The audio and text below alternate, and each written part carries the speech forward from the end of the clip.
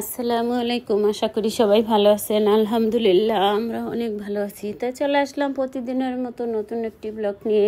ব্লগটা শুরু করলাম সকালে নাস্তা খাওয়ার পরে থেকে। আমি রান্না করা শুরু করে দিছি। আজকে রান্না করব, আপনার ভাইয়া বলতেছে ঝুরা মাংস দিয়ে তুমি ভুনা খিচুড়ি রান্না করো, তাইলে অনেক টেস্ট হবে। তা ভুনা খিচুড়ি ঝুরা মাংস দিয়ে রান্না করা যায়, মাংস টুকরো টুকরো দিয়ে রান্না করা যায়, এমনিতে মাংস ছাড়া রান্না করা যায়, কিন্তু ঝুরা মাংস দিয়ে ভুনা খিচুড়িটা অনেক টেস্ট হয়।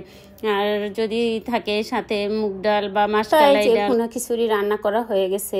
তারপর এখন বাচ্চারা বলতেছে আম্মু অনেক ঘেরান আসে, এত সুন্দর ঘেরান কিসের। তো অনেক দিন পর পোলার চাল দিয়ে খিচুড়ি রান্না করলাম। এমনি তো সবসময় ভাতের চাল দিয়ে করা হয়, বা না দেখা যায় এই যে বাসমতি চাল দিয়ে মাঝে মাঝে করি। তো এই যে পোলার চাল দিয়ে একদম ঝুরা মাংস দিয়ে করলাম, ভুনা খিচুড়ি রান্না করলাম। তারপর আগের মাংস রান্না করা আছে, ওগুলোও ঝুরা ঝুরা হয়ে গেছে, মোটামুটি একদম গইলে গেছে। ওগুলো গরম করলে অনেক টেস্ট হয় খাইতে। তো ওগুলো দিয়ে আজকে খাওয়া দাওয়া হবে। আর আপনার ভাইয়ের জন্য একটু ভাত রান্না করছি, আর কিছু তরকারি আছে, এগুলো ঢিপি ওগুলো গরম করছি। তারপর আপনার ভাইয়াকে একটা বায়না করলাম যে আমার এই যে রান্নাঘরের একজাস্ট ফ্যানটা অনেক ময়লা হয়ে গেছে, এটা একদম চলেই না, এখন অনেক গরম লাগে রান্নাঘরে, আমার কাজ করতে খুব কষ্ট হয়। তা আপনার ভাইয়া আমার কষ্ট দেখে আর বসে থাকলো না, উনি বলছে আমি এটা পরিষ্কার করে সুন্দর করে তোমার ক্লিন করে দেব যাতে তোমার আরাম হয়। তাই এই যে আপনার ভাইয়া একদম বসে পড়ছে সব কিছু নিয়ে।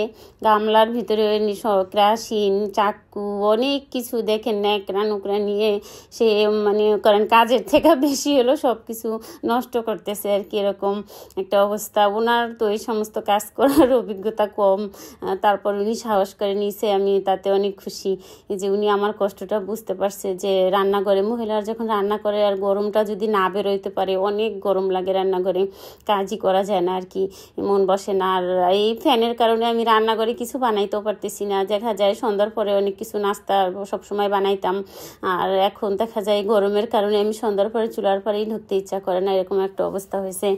তা আপনার ভাইয়া আমার কষ্ট দেখে উনি আবার বলতেছে এটা দিয়ে এভাবে করব, সমস্যা নেই বুঝাইতেছে। আর এটা অনেক ময়লা সেটা বলতেছে যে দেখো কি পরিমাণে ময়লা হয়েছে, একটু দেখাও ক্যামেরায় ঘুরাইয়া। তো এই যে আপনাদের সাথে শেয়ার করলাম আপনার ভাইয়ার গুণ, এটা ধরতে গেলে গুণ, এই গুণটা আবার সবার থাকে না। আর আমার হাজব্যান্ডের এই সমস্ত কাজ একদম উনি না, তারপর উনি সাহস করে নিছে আমার কষ্ট দেখে আর কি। তা আপনার ভাইয়ার জন্য সবাই দোয়া করবেন, ওনাকে যেন আল্লাহ সুস্থ রাখে, নেক হায়াত বাঁচিয়ে রাখে। হাজব্যান্ড যে কি জিনিস এটা প্রত্যেকটা মেয়ে মানুষই বোঝে, যে আমার হাজব্যান্ড আমার কাছে যে কি জিনিস সেটা মনে করেন সব সময় আল্লাহর কাছে আপনার ভাইয়ের জন্য দোয়া করি। আপনারা ওনার জন্য দোয়া করবেন, ওনাকে যেন আল্লাহ সুস্থ রাখে সব সময়। তো এই যে আপনার ভাইয়ার গুণ দেখেন, একদম চকচকা করে ফেলাইছে পরিষ্কার করে, সে কত খুশি এটা পরিষ্কার করার পরে। আমি তো মজা করতেছি ওনার সাথে যে বাবা আমার হাজব্যান্ডের কত গুণ, উনি কত সুন্দর করে কাজ করতে পারতেছে। তা আবার কেউ নজর দিয়ে না যে আপনার হাজব্যান্ড অনেক কাজ করে, অনেক সুন্দর বাসায় বেশি, এরকম একদমই না। উনি সব কাজ আর কি আছে না, বাসার বউ অসুস্থ হলে নানান ধরনের কাজ করে, আপনার ভাই একদমই এগুলো পারে না আর কি।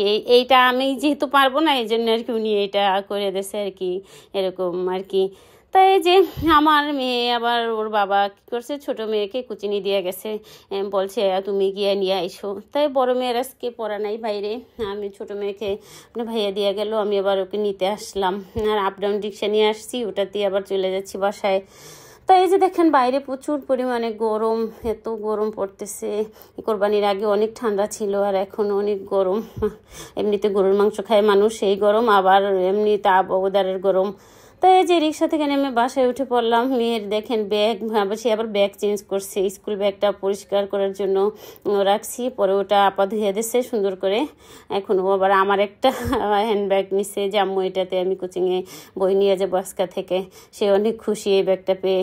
তাই এই যে পরে সন্ধ্যা হয়েছে, সন্ধ্যার পরে থেকে আবার আমার বাসায় বললাম না, আবার পাশের ফ্ল্যাটে ভাবির ছেলে মারা গেছে, ওর মেয়ে ছেলেরা ওরা আমার মেয়েদের সাথে সময় কাটায়। তাই ওই যে ওরাও আমার মেয়েরাও পড়তে বসছে, ওরা অনেকক্ষণ খেলা করছে, ঘরের অবস্থা একদম নাজেহাল।